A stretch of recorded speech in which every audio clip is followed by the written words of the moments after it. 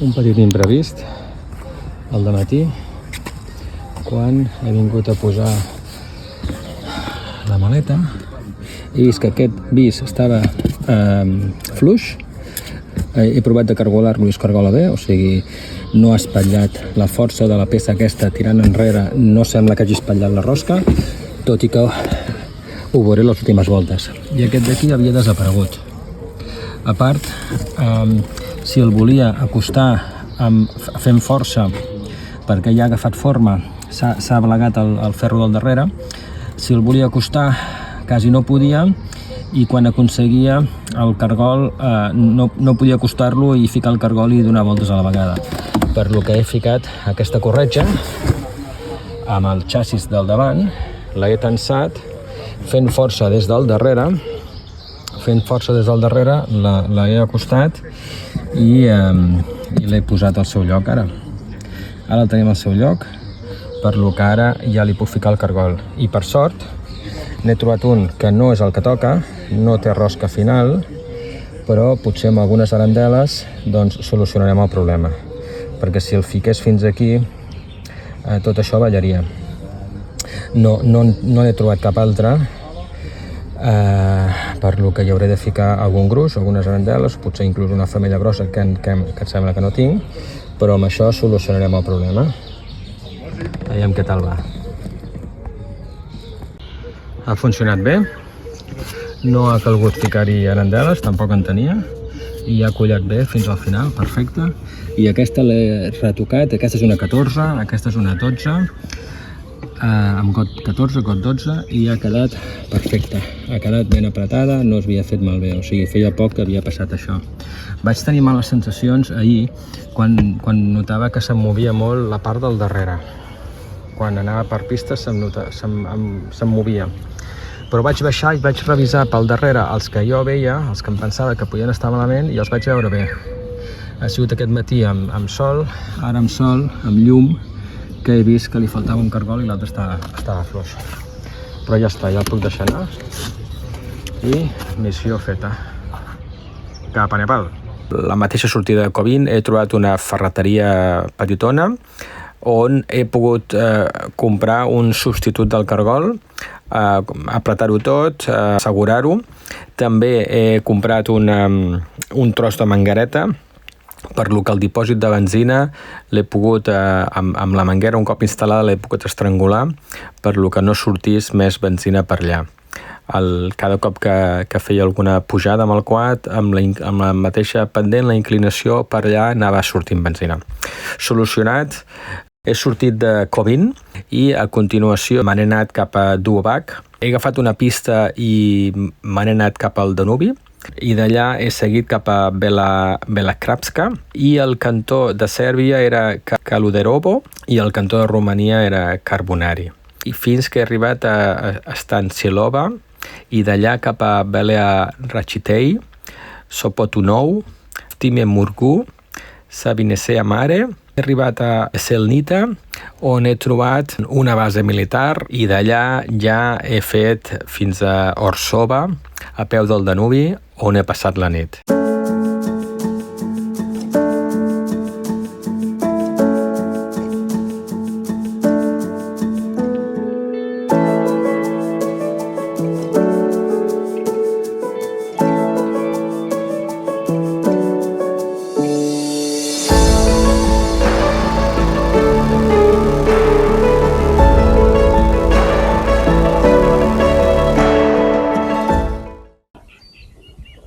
Just aquí al davant, estic just al costat, però res, a tocar el Danubi. Deuen ser uns aiguamolls.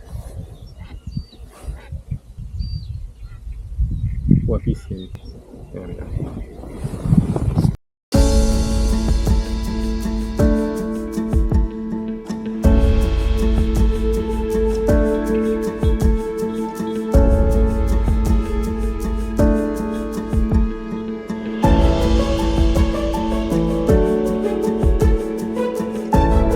El Danubi és el gran riu, o sigui, és impressionant, és un riu que durant un tram fa frontera entre Sèrbia i Romania i continua i després fa frontera entre Romania i Bulgària.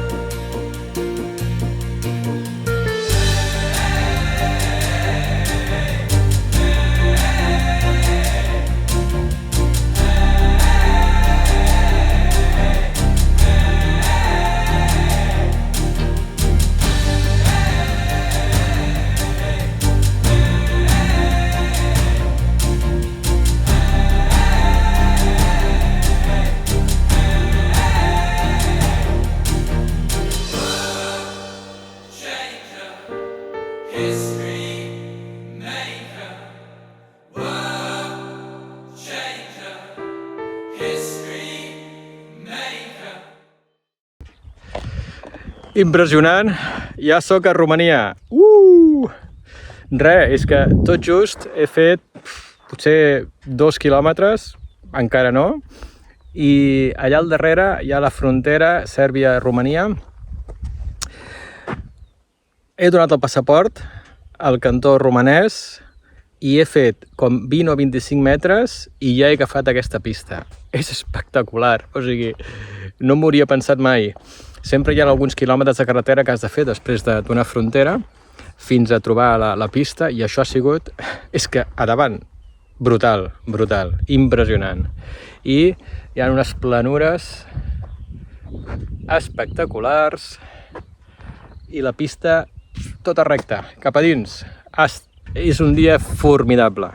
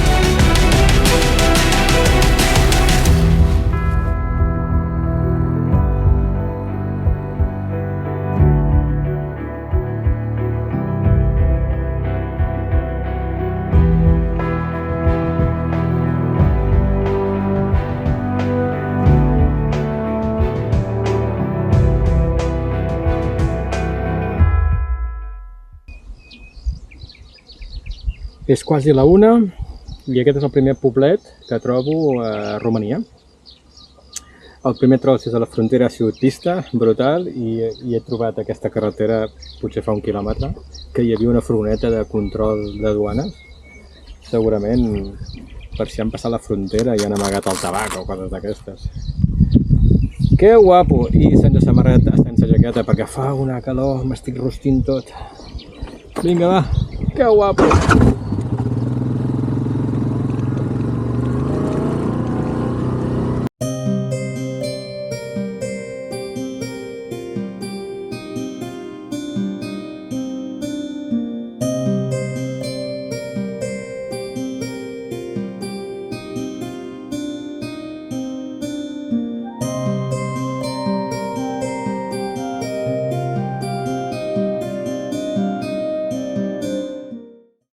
Que guapo, ja sóc a Romania.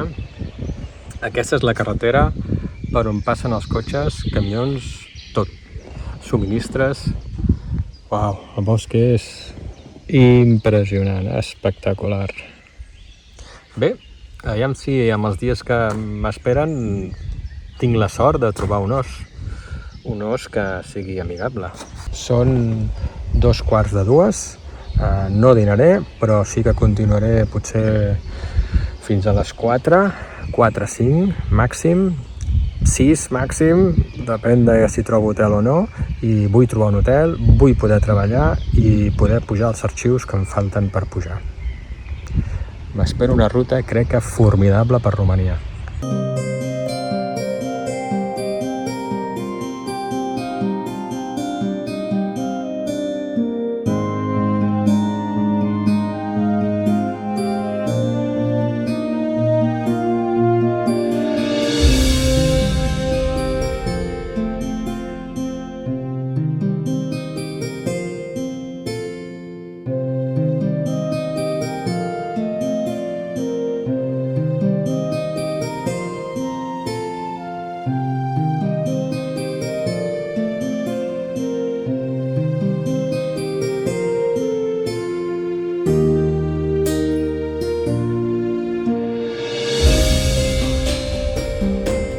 Hi ha hagut un atac massiu d'insectes que m'han entrat per tot arreu del casc. Inclús aquí la barra estava enganxant tot el dia, veus?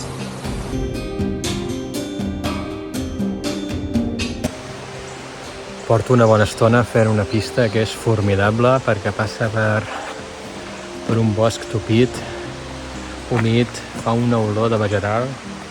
Aquí es deuen fer una mà de bolets impressionant. I al costat del riu. Que guapo que és Romania. Molt guapo. Que xulo.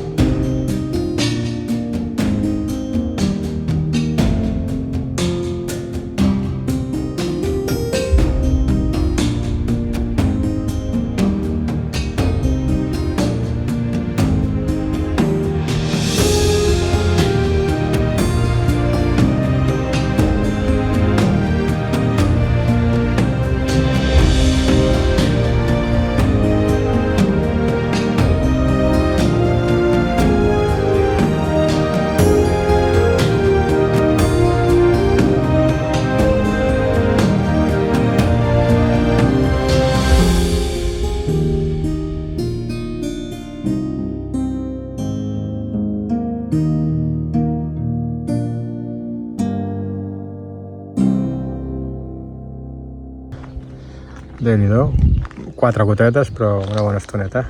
I he vist moltes cases que tenen aquest tipus d'estructura, que és així, amb fustes verticals, no és gaire gran, i ventilat, i creia que era per potser per assecar alguna cosa, tancar-ho aquí dintre, com un rebost, perquè té una reixa, i no, resulta que és un pou.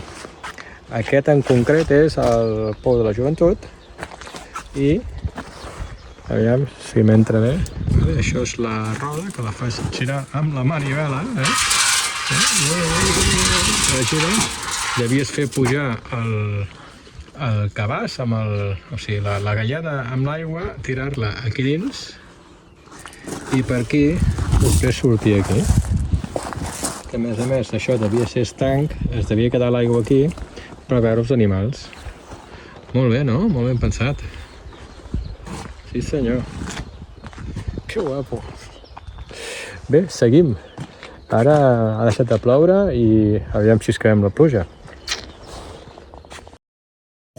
Abans d'arribar a Eftime Murku, he passat pel monestir Tara al-Majuli, un monestir que estava amb obres. El monestir principal estava al centre de l'edificació, a l'aire lliure, i envoltat d'una muralla amb cel·les, que és el que estaven restaurant, millorant, segurament de cara al turisme. I estava plovent, per lo que no he entrat, l'he vist per fora, he vist que estaven molt enfeinats fent obres, i a un moment que ha parat de ploure he pogut fer volar el dron i continuar cap a l'est, cap a Orsova.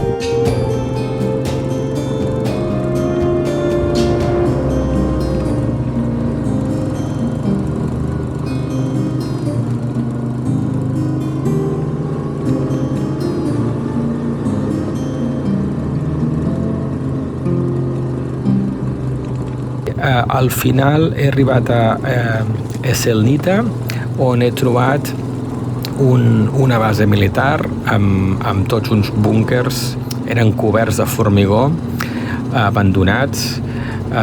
He passat per allà amb el quad, he vist que realment era una superfície interessant, i d'allà ja he fet fins a Orsova, a peu del Danubi.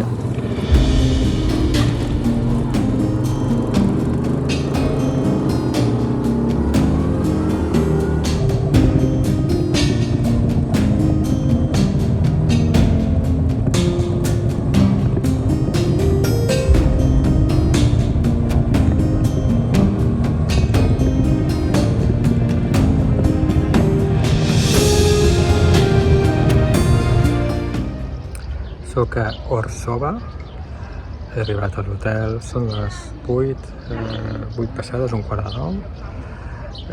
M'he dutxat, he aparcat el quad a dins de la seva terrassa restaurant i he sortit a caminar per Orsova. Això és el riu Cerneva, que desemboca, està una mica brot, desemboca just aquí uns metres més avall al Danubi, o sigui que podríem dir que això és el parc del Danubi. I el riu realment hi ha pneumàtics, hi ha llantes, tapacubos. És una pena el lloc que està, perquè el lloc és molt guapo. Aquí al mig tenen una espècie d'illa on tenen un restaurant de peix. Diu Pescarus, restaurant Pescarus. Entenc que és de peix. Avui ha sigut un dia molt interessant perquè no he sortit gaire d'hora de l'hotel degut al tema dels arxius. Carregar arxius s'està fent molt llarg i especialment en la preedició, perquè hi ha molt tipus d'arxius diferents. A la 360 que he de convertir en plans, he de fer fotos 360, vídeos 360, el dron, la GoPro, el telèfon, Déu-n'hi-do. I cada un s'ha de descarregar, classificar i ficar ubicació amb cada un d'ells. Déu-n'hi-do la feinada que hi ha.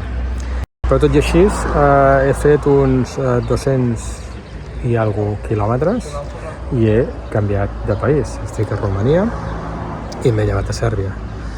La pista espectacular, m'ha encantat, fabulosa, M'han caigut 4 gotes en algun moment, però la resta ha sigut fabulós, estupendo, brutal. Vull dir, he tornat a despertar-me amb la flor al cul avui. Molt bé.